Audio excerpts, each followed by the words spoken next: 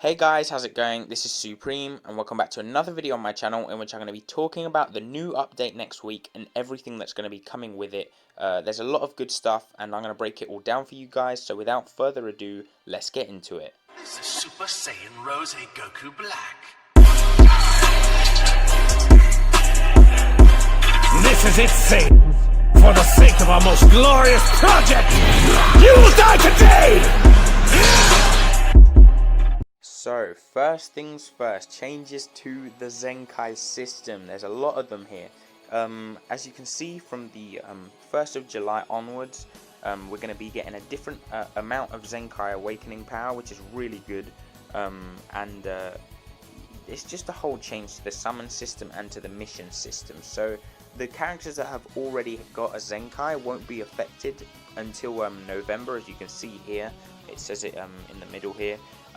But the changes from the Zenkais coming after this are going to be really big. We're not going to have missions for them, as you can read down here.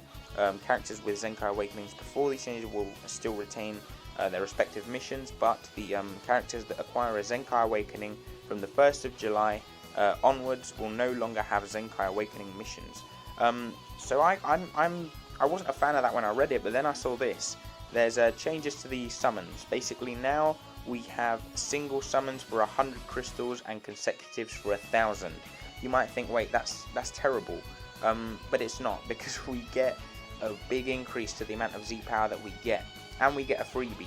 On consecutives we get 100 Z power of the character that we're summoning on. So basically, if we're summoning, let's say, for I don't know, Blue Super Saiyan Bardock, when he gets a Zenkai or something like that, we will get a minimum of 800 Z power for 1,000 crystals, which will most likely be more, because as you can see here, there's a 72% chance of getting 100 Z power.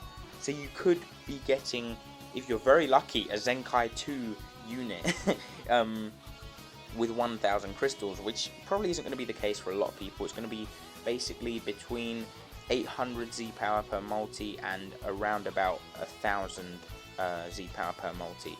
In that range, I think it's probably going to be more towards 1,000. More people are going to get more close to 1,000 than not.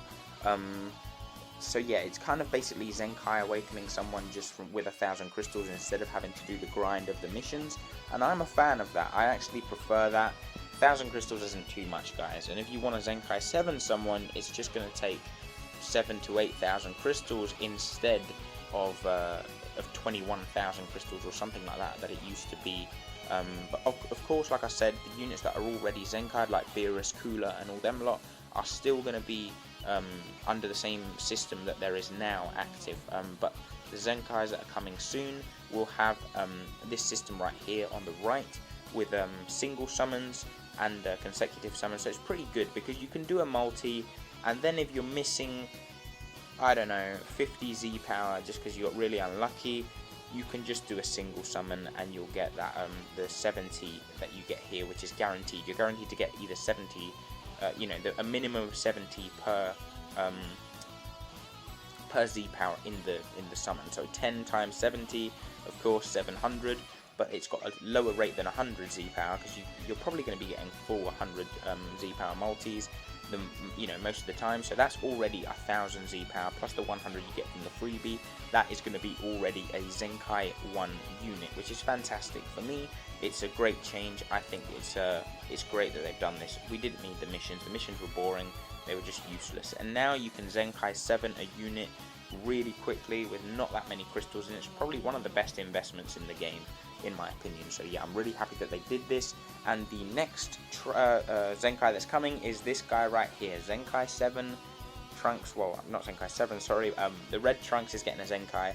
I'm really hyped for this guy. I've loved this unit ever since he came out, and just because I love him in the anime, I love his ultimate attack. Hopefully we get a Mecha Freezer soon, because I think it would be really cool to get a Mecha Freezer. We don't have one yet, and as you can see here, he will be getting defensive capabilities, and then he will have bonus damage to Lineage of Evil and Freezer Force. So he's going to be very good, and I hope that that's an indication that we will get a Mecha Freezer soon. But yeah, I'm really happy that this guy's getting a Zenkai. I think it was needed. I've personally got him at 14 stars, and by now a lot of people probably have got him at over 7 stars. So yeah, I'm really happy. And I don't know if I'll Zenkai 7 him. I'm definitely going to Zenkai him. I think it's definitely going to be worth to spend 1k crystals to Zenkai units, and then just go off singles after that, because you're guaranteed to get that Zenkai in about 1,000 crystals or 1,200 at most. So yeah, adjustments to obtaining Zenkai souls, as you can see here. The Recycle Center exchange shop will be established in mid-July to make it easier to obtain Zenkai souls, which is very good. That's something that we did need, and there's plans to make an exchange shop where you can exchange Z medals for Zenkai souls, which is something that people that have played the game for a long time are really going to appreciate, because right now I've got quite a few Z medals and I can't exchange them for anything because I've got everything in that shop and I don't need anything.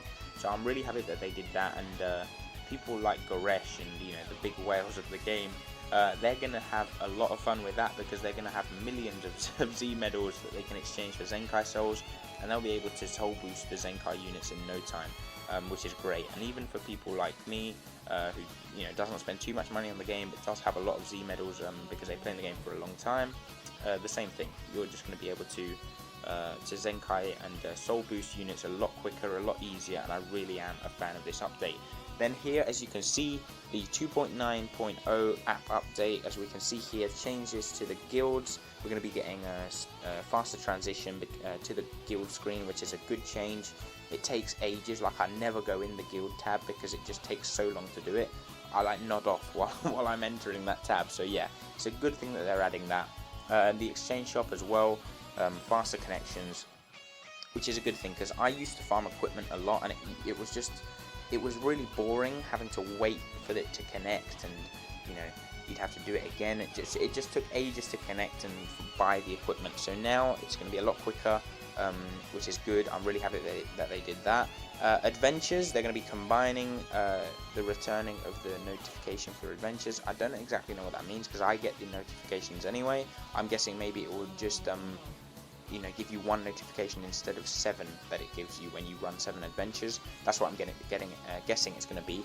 And then we're going to get the option to run the same job again when it's finished, which is great. You can just tell them to do the same thing as long as you've got the job requests in your available to you. You can just tell them to do the same thing, and you don't have to individually do each one, which is perfect.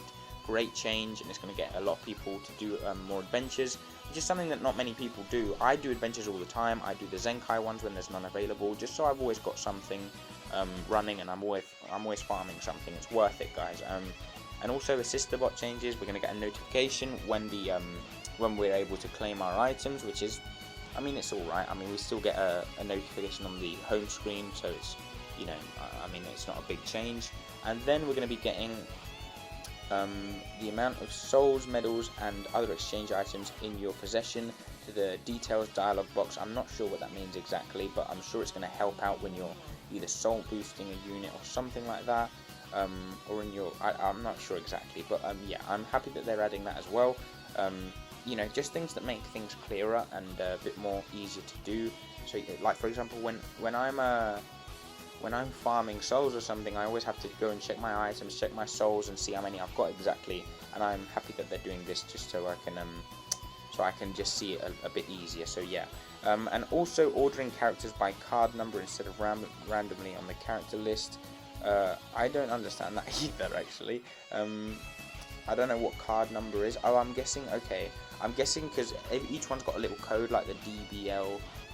And then whenever they came out, that kind of code. So I'm guessing in order that they got released in the game. That's actually very good. I'm really happy that they did that. I didn't understand that, guys, but hey, we live and we learn, and now I've got it, I've understood it, which is very good. And then the player ID is going to get increased from 10 to 11 digits, which is very good as well. It just makes it so you can't get hacked, a lot easier.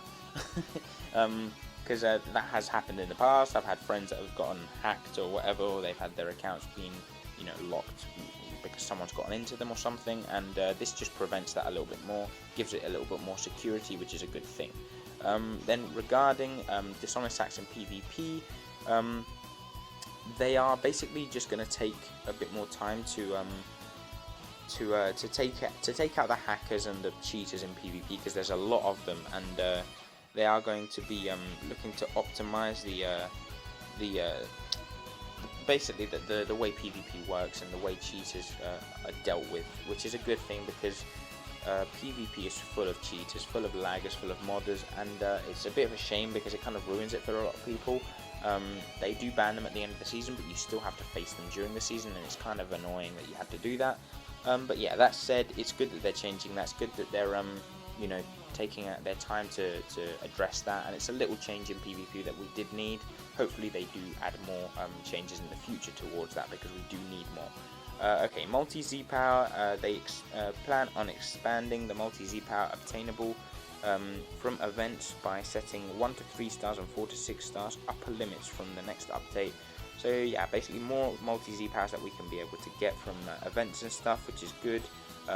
I do think, you know, the best way to get multi-Z power right now is only from co-op and the guild shops, and it's kind of yeah, it's a bit slow, so getting them from here is going to be a lot better. So I'm happy with that as well. And also they're thinking of doing Legends Limited multi-Z powers, which is really cool.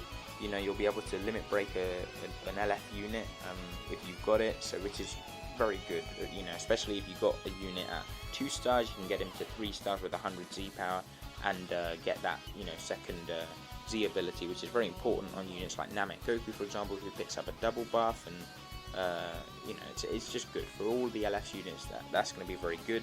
And finally, we're going to be getting a new event, which I predicted we'd get, like the Ginyu Force one, where we can basically you know, just get a whole bunch of extremes, a whole team worth of extreme units, which is fantastic. Something that we needed. I wanted this at the start of the anniversary. It looks like we're going to be getting it now. And as you can see here, it says, who will rise to the task to defend Earth? That, to me, says it's going to be Super Warriors. I predicted it would be either Super Warriors or it would be the Pride Troopers. To me, it looks like it's going to be Super Warriors, and I'm really happy that we're going to get this. The Ginyu Force event was really good when it came around last year. You could get them to 3 stars or so, and then obviously they were in banners and stuff, and at this point, most people got them at least at 6 stars, which is good. They're still a very viable team, so if this event gives us extremes that are as viable as those, it's going to be very good and very exciting to see how it works. But yeah, overall, this is just great. Everything that's been said here, everything that's been added is fantastic. The biggest change for me is the Zenkai stuff, because I normally just can't be bothered to Zenkai or soul boost any of my Zenkai units. As you can see here, I'll go into my character list and I'll set it to awakening level. I've got obviously the Legends Road ones, who, you know, I'm still working on the Trunks, but the Goku I've, you know, got pretty much done. I've nearly soul boosted him completely. I'm just missing 2 panels, which I'll do whenever he comes back and I can farm up his souls. But yeah, I can't be bothered to just do any of the other ones, like even the Cooler, who's probably the best Zenkai one here, along with Boo. I don't even soul boost him. I don't, you know, go past Zenkai 1, and I do them over a long period of time. I don't spend a lot of time just grinding out their friendship rank, because it's just not worth it to me. I just can't be bothered. And the fact that they're doing this, where you can just spend 1,000 crystals and get it over and done with, is very, very nice. I'm really happy that they're doing it, and it's a very good change. So yeah, that's been pretty much it. It's been my first video in a while, so I'm a bit rusty with my commentary, guys, but I am back. I just needed a bit of a break, and now that I've had that, I am revamped and ready to go. So yeah, I do hope you enjoyed this. If you did, make sure you leave a like, subscribe if you're new, and I'll catch you next time. Peace.